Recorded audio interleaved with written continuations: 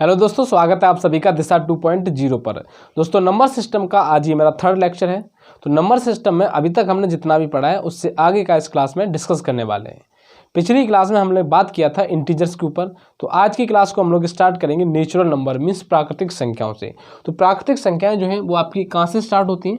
एक से स्टार्ट होती है आपकी प्राकृतिक संख्याएं। 1, 2, 3, 4 dash dash dash and so on अनंत तक चलती चली जाती हैं आपकी प्राकृतिक संख्याएं। प्राकृतिक संख्याएं एक से स्टार्ट होती हैं, अनंत तक चलती चली जाती हैं। तो अब ये तो बात होगी प्राकृतिक संख्याओं की। अगर मैं आपसे कहूं कि इन्हीं प्राकृतिक संख्याओं में अगर हम जीरो को इंक्लूड कर दें, मीन्स जीरो को अगर हम जोड़ दें, जैसे 0, 1, 2, 3 dash dash dash and so on. अब प्राकृतिक संख्याओं में हमने जीरो को इंक्लूड कर दिया, तो अब इसको हम क्या नाम देंगे? तो इनको बोलते हैं हम लोग होल नंबर। क्या बोलते हैं? Whole number. होल नंबर आपका पूर्ण संख्या। क्या बोलते हैं? पूर्ण संख्याएं। तो पूर्ण संख्याएं जो होती हैं वो आपकी जीरो से स्टार्ट होती हैं, अनंत तक चलती चली जाती हैं। अगर आपसे पूछे कि जो नेचुरल नंबर है प्राकृतिक संख्याएं वो आपकी एक से स्टार्ट होते हैं, अनंत तक चलते चले जाते हैं। एनटीपीसी 2016 में ये क्वेश्चन पूछा गया था कि निम्न में से कौन सा अंक है जो पूर्ण संख्याओं को प्राकृतिक संख्याओं से विभेद करता है, मीन्स अलग करता है। तो पूर्ण संख्याओं को प्राकृतिक संख्याओं से अलग करने वाला अंक वो आपका कौन सा है? जीरो। क्योंकि जीरो जो है वो आपका, जीरो को अगर हम यहाँ से छिपा लें, बाकी का जो शेष हमारा जो यहाँ से यहाँ तक का जो भी डेटा है वो हमारा नेचुरल नंबर का है। क्या है? नेचुरल नंबर का पूरा डेटा यहाँ पे रखा हुआ है। जीरो को अगर हम यहाँ से छिपा लें, जीरो को इंक्लूड कर देते हैं, तो जीरो जो है वो हमारा प्राकृतिक संख्याओं को पूर्ण संख्याओं से अलग करने वाला एकमात्र अंक है। तो चलिए अब बात करते हैं नेचुरल नंबर से। आपसे अगर पूछे कि बताइए sum of first n natural number. क्या? Sum of first n natural number. Sum of first n natural number means प्रथम एन प्राकृतिक संख्याओं के अंकों का योग। तो इसके लिए जैसे आपका 1 प्लस का 2 प्लस का 3 प्लस का 4 डैश डैश डैश आपका n तक चलता चला जा रहा है। तो इसके लिए क्या फॉर्मूला होता है? इसके लिए फॉर्मूला होता है n प्लस 1/2। अब n प्राकृतिक संख्याओं के अंकों का योग अगर हमको निकालना है तो इसके लिए फॉर्मूला होता है n प्लस 1/2। मान लीजिए आपको पूछा है कि प्रथम 10 प्राकृतिक संख्याओं के अंकों का योग क्या होगा। क्या? प्रथम 10 प्राकृतिक संख्याओं के अंकों का योग क्या होगा? तो n का वैल्यू हमें कितना दिया है? 10। तो यही मान हम यहाँ पे पुट कर देंगे। तो n की जगह पे कितना रख देंगे? 10। और ये यहाँ भी आपका 10 हो जाएगा। तो यहाँ पे हमने ये 10 से इसको डिवाइड किया, ये आपका 5 और ये आपका हो गया 11। 5 और ये आपका ब्रैकेट में हो गया 11। तो इसका मान कितना हो गया? 55। तो क्या फॉर्मूला होता है? n plus 1/2। क्लियर है? अगर आपसे पूछ ले sum of square of first n natural number, प्रथम एन प्राकृतिक संख्याओं के वर्गों के अंकों का योग, तो यहां पे मैं लिख दे रहा हूं sum of square of first n natural number. जैसे यहां पे 1 स्क्वायर प्लस का 2 स्क्वायर प्लस का 3 square 4 square dash dash dash N square. इसके लिए क्या फॉर्मूला होता है? तो इसके लिए फॉर्मूला होता है आपका n प्लस 1 2n प्लस 1/6। तो अभी हमने निकाला था प्रथम n प्राकृतिक संख्याओं के अंकों का योग। अब हम निकाल रहे हैं प्रथम n प्राकृतिक संख्याओं के अंकों के वर्गों का योग। तो अब n की जगह पे हमने मान लिया, n का बराबर कितना मान लिया? 10 मान लिया। तो यहाँ पे हम वैल्यू पुट करेंगे 10 का, यानी 1 square 2 square dash dash 10 square. तो यहाँ पे हम इसका n की जगह पे मान रखते हैं। n की जगह पे हमने कितना रखना है? 10।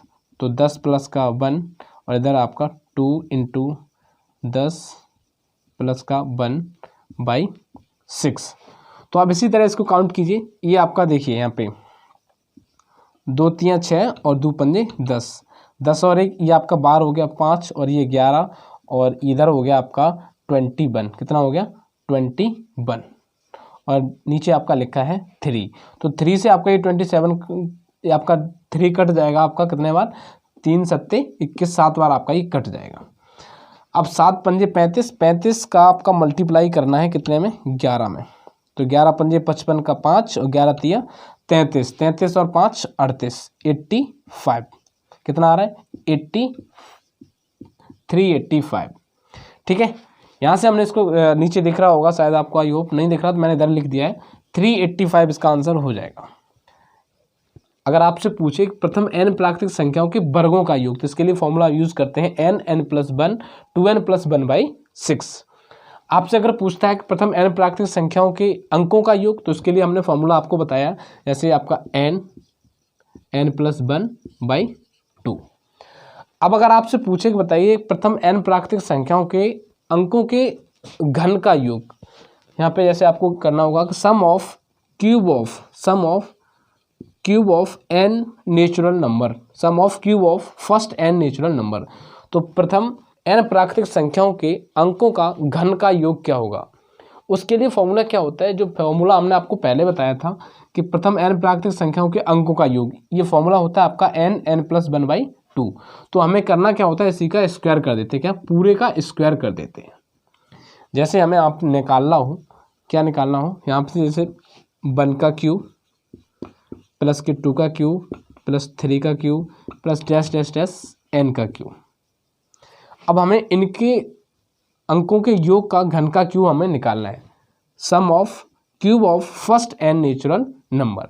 इसके लिए फॉर्मूला मैंने आपको क्या बताया, इसके लिए फॉर्मूला मैंने आपको बताया, जो हम n प्राकृतिक संख्याओं के अंकों का योग निकालते हैं, उसी फॉर्मूले का हम क्या कर देते हैं, स्क्वायर कर देते हैं, जिससे हमारा जो प्रथम n प्राकृतिक संख्याओं के घनों का योग जो होता है उससे निकल आता है। तो इसके लिए जैसे मान लीजिए हमने यहाँ पे n बराबर अभी 10 ही माना है, तो 10 ही यहाँ पे भी मान लेते हैं। तो इसके जगह पे अगर 10 मानेंगे तो इसे हम वैल्यू पुट कर रहे हैं इसमें, तो 10 और इधर आपका 10 प्लस का 1/2 पूरे का होल स्क्वायर। तो ये हमारा यहाँ से आया था 55, कितना 55, तो 55 का स्क्वायर। अब 55 का स्क्वायर अगर आप लोगों को आ रहा है तो अच्छी बात है, नहीं आ रहा तो भैया 55 का स्क्वायर हमको निकालना होगा। 55 × 55 जब करेंगे तो 25 और 25 और 2 27, इसको ऐड कर लीजिए 5 7 5 12 2 और 7 2 9 और 1 10 2 और 1 3। तो ये आ जाएगा मेरा आंसर कितना 3025, कितना 3025। तो ये तो थे हमारे प्राकृतिक संख्याओं के ऊपर जो भी क्वेश्चन बन सकते थे, उनको हमने डिस्कस किया। अब हम बात करने वाले इंटीजर्स मींस पॉजिटिव इंटीजर्स की, किसके पॉजिटिव इंटीजर्स। होप सही आपको अगर वीडियो ये पसंद आई होगी, यहाँ पे मैंने जो भी बताया, जो भी इतना भी बताया, आपको पूरा आपको पसंद आया होगा। अगर पसंद आ रहा तो यार लाइक तो करते रहिए ना साथ साथ में, और अभी चैनल को सब्सक्राइब नहीं किया तो चैनल को भी सब्सक्राइब कर लीजिए, ठीक है। और वीडियो को ज़्यादा से ज़्यादा जितना भी आप शेयर कर सकते हैं शेयर कर दीजिए, हर जगह हर ग्रुप में। देखिए आपके शेयर करने से, लाइक करने से हमें मिलता कुछ नहीं है। आप सोचेंगे हम शेयर कर देंगे तो इससे हमें कुछ मिल जाएगा, हमें कुछ मिलने वाला नहीं है, लेकिन और आपका कुछ जाएगा भी नहीं। तो भाई इससे होता है क्या है, हमें एक क्या होता है, अब सेल्फ कॉन्फिडेंस आता है जब आप लोग शेयर करते हैं, वीडियो को लाइक करते हैं, तो हमें भी एक उत्साह होता है कि भाई अब की बार जो भी हम टॉपिक लेके आएंगे उसको और ज़्यादा उत्साह के साथ में लेके आएंगे। तो भाई यार लाइक तो ज़रूर करते रहिए, है ना। अब हम लोग बात करने वाले हैं पॉजिटिव इंटीजर्स के बारे में। किसके बारे में, positive integers. Positive integer means धनात्मक पूर्णांक, धनात्मक पूर्णांक। तो पॉजिटिव इंटीजर मैंने आपको पहले ही बता दिया, आपका जैसे 1, 2, 3 डैश डैश अनंत तक, ये आपके क्या है, ये आपके पॉजिटिव इंटीजर्स हैं। अब पॉजिटिव इंटीजर्स की हम बात क्यों कर रहे हैं, क्योंकि इन पॉजिटिव इंटीजर्स को हमने 2 पार्ट्स में डिवाइड किया है। पॉजिटिव इंटीजर्स को हमने कितने पार्ट्स में डिवाइड किया है, 2 पार्ट्स में डिवाइड किया है पॉजिटिव इंटीजर्स को। पहला आपका प्राइम नंबर, कौन सा, प्राइम नंबर। दूसरा है आपका कंपोजिट नंबर, कंपोजिट नंबर। देखिए मैं संख्याओं का वर्गीकरण मैंने आपको बताया, क्लासिफिकेशन ऑफ नंबर मैं अपने हिसाब से कर रहा हूँ, कोई टीचर है वो अपने हिसाब से कर रहा होगा, सबका अलग अलग है, कोई कैसे भी कर रहा है, कोई कैसे भी कर रहा है, लेकिन है सेम ही। क्या, कोई कैसे भी कर रहा है, कोई कैसे भी कर रहा है, लेकिन करना वही है। तो मैं अपने हिसाब से कर रहा हूँ, मुझे ये ठीक लगा, मैं इस हिसाब से इनका वर्गीकरण कर रहा हूँ, कोई अपने हिसाब से क्लासिफिकेशन कर रहा होगा, ठीक है। तो सबका सही है, सबका अच्छा है, बस तरीका अपना अपना अलग है। तो मैंने बताया जो पॉजिटिव इंटीजर है इनको हमने 2 पार्ट्स में डिवाइड किया, कंपोजिट नंबर और प्राइम नंबर। प्राइम नंबर्स को हम लोग कहते हैं अभाज्य संख्याएं। क्या बोलते हैं? अभाज्य संख्याएं। कंपोजिट नंबर को बोलते हैं भाज्य संख्याएं। भाज्य संख्याएं। अब अभाज्य संख्याएं कौन कौन सी होती हैं? प्राइम नंबर कौन सी है आपकी? तो number having only 2 and 2 factor. क्या? Number having only 2 and 2 factor, 1 and itself। मतलब संख्या जिसके मात्र 2 और 2 ही फैक्टर हों, सिर्फ 2 और 2 ही फैक्टर हों, वो आपकी कैसी संख्या होगी? अभाज्य संख्या होगी, प्राइम नंबर होगा। मतलब एक ऐसी संख्या जिसके सिर्फ 2 ही गुणनखंड हो, या तो स्वयं हो या आपका एक हो। जैसे आपका 13 है, कितना है? 13 हमने मान लिया। अब ये 13 किससे कटेगा? 13 या तो आपका 1 से कटेगा या आपका स्वयं 13 से ही कटेगा। ऐसी संख्या जिसका मात्र 2 ही आपके गुणनखंड हो, जो या तो 1 हो या स्वयं हो, तो आपकी कैसी संख्या होगी? प्राइम नंबर होगी। तो यहाँ पे लिख लीजिए नंबर हैविंग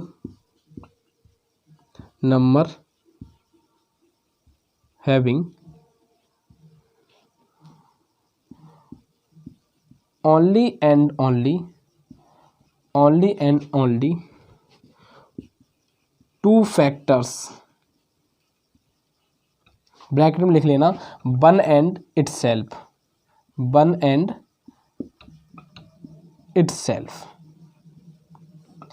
तो संख्या जिसकी मात्र 2 और 2 ही गुणनखंड हों, सिर्फ 2 और 2 ही गुणनखंड हों, जैसे आपका 1 and itself, या तो एक हो या स्वयं हो। क्या हो? या तो एक हो या आपका स्वयं हो।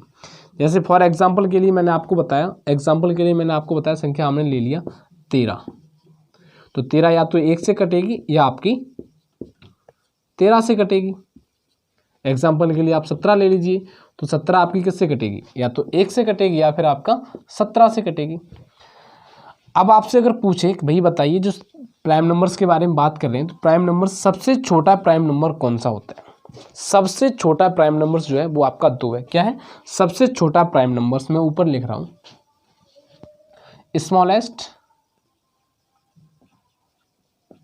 स्मॉलेस्ट प्राइम नंबर, सबसे छोटी अभाज्य संख्या। हिंदी में भी लिख लीजिए, सबसे छोटी अभाज्य संख्या, तो वो होती है आपकी 2। क्या? सबसे छोटी अभाज्य संख्या 2। अगर आपसे पूछे कि एकमात्र ऐसी संख्या जो आपकी सम हो, क्या? एकमात्र ऐसी अभाज्य संख्या जो आपकी सम हो, तो सबसे छोटी अभाज्य संख्या आपकी 2 होती है, और 2 ही आपकी एकमात्र ऐसी अभाज्य संख्या है जो आपकी सम है। तो सबसे छोटी अभाज्य संख्या वो भी आपकी 2 है, और एकमात्र अभाज्य संख्या जो आपकी सम है, तो वो भी आपकी 2 है। ठीक है, चलिए अब अभाज्य संख्या आपकी कौन कौन सी होती है? जैसे आपकी 2, 3, 5, 7, 11, 13, 17, 19, इस तरह से आपकी ये सब क्या है? आपकी अभाज्य संख्या है। ठीक है, तो कहाँ से स्टार्ट होती हैं? 2 से स्टार्ट होती हैं, और आपकी इसी तरह से आपकी चलती चली जाती हैं। यानी कि अभाज्य संख्याएं कौन कौन सी? जो आपकी या तो 1 से कटे या स्वयं से कटे। अब मैंने आपको बताया कि सबसे छोटी अभाज्य संख्या आपकी 2, और सबसे छोटी सम अभाज्य संख्या वो भी आपकी 2। अगर आपसे पूछे कि सबसे छोटी विषम अभाज्य संख्या कौन सी है? क्या? सबसे छोटी विषम अभाज्य संख्या, तो सबसे छोटी विषम अभाज्य संख्या आपकी 3। कौन सी? 3 जो है वो आपकी सबसे छोटी विषम अभाज्य संख्या है। क्लियर है? चलिए अब हम लोग बात करते हैं कंपोजिट नंबर मीन्स भाज्य संख्या। तो भाज्य संख्या तो ऐसी संख्या जिसकी 2 से अधिक फैक्टर हो। क्या? ऐसी संख्या जिसके 2 से अधिक फैक्टर हो। तो number having more than 2 factor. क्या? Number having more than 2 factor, number having more than 2 factor, more than 2 factor. तो संख्या जिसके 2 से अधिक फैक्टर हो। क्या? संख्या जिसके 2 से अधिक फैक्टर हो वो आपकी कैसी संख्या होगी? भाज्य संख्या होगी, मीन्स कंपोजिट नंबर होगा। सबसे छोटी भाज्य संख्या कौन सी है? तो सबसे छोटी भाज्य संख्या आपकी 4 है। कौन सी है? सबसे छोटी भाज्य संख्या आपकी 4 है। अब मैंने बताया संख्या जिसके कम से कम आपकी 2 से अधिक फैक्टर हो, कितने 2 से अधिक फैक्टर हो, वो आपकी कैसी संख्या होगी, कंपोजिट नंबर मीन्स भाज्य संख्या होगी। अब सबसे छोटी भाज्य संख्या कौन सी होती है, तो 4 होती है। देखिए कंफ्यूज नहीं होना है, क्योंकि ज़्यादातर मोस्टली लोगों को ये कन्फ्यूजन रहता है कि सबसे छोटी भाज्य संख्या और अभाज्य संख्या में। तो सबसे छोटी भाज्य संख्या आपकी 4 है और सबसे छोटी अभाज्य संख्या वो आपकी 2 है। अभाज्य संख्या में क्या बताया मैंने आपको, अभाज्य संख्या जो है वो आपकी 2 से स्टार्ट होती है, सबसे छोटी अभाज्य संख्या 2 होती है और सबसे छोटी भाज्य संख्या जो है वो आपकी 4 है। इसमें क्या होता है, आपकी अभाज्य संख्या में सिर्फ और सिर्फ 2 फैक्टर होते हैं और इसमें भाज्य संख्या में क्या होता है, इसमें आपके मोर देन 2 यानी 2 से अधिक फैक्टर्स होते हैं। तो हमने एग्जांपल के लिए आपको बताया, एग्जांपल के लिए हमने लिया आपका 4, सबसे छोटा जो आपका सबसे छोटी जो भाज्य संख्या है वो आपकी कितनी है, 4। अब 4 के आप फैक्टर कीजिए, 4 देखिए 1 से भी कटेगा, 2 से भी कटेगा और आपका 4 से भी कटेगा, ठीक है। तो सबसे छोटी भाज्य संख्या आपकी कौन सी होगी, 4 होती है। और 4 मैंने बताया कोई भी ऐसी संख्या जिसके 2 से अधिक फैक्टर्स होंगे वो आपकी भाज्य संख्या होगी, ठीक है। या आप ऐसे भी कह सकते हैं जो संख्या आपकी अभाज्य संख्या नहीं है, क्या, जो संख्या अभाज्य संख्या नहीं है वो आपकी क्या होगी, भाज्य संख्या होगी। मीन्स अभाज्य संख्याओं को छोड़कर शेष जो भी संख्याएं होती हैं वो आपकी क्या होंगी, वो आपकी भाज्य संख्या होंगी। अब भाई देखिए जो आपकी अभाज्य संख्या होती है वो आपकी मैंने बताया या तो स्वयं से कटेगी या 1 से कटेगी, लेकिन जो भाज्य संख्या होती है वो आपकी 1 से कटेगी, स्वयं से कटेगी और किसी अन्य संख्या से भी कटने वाली है, ठीक है। तो आई होप ये आपको समझ आया होगा। तो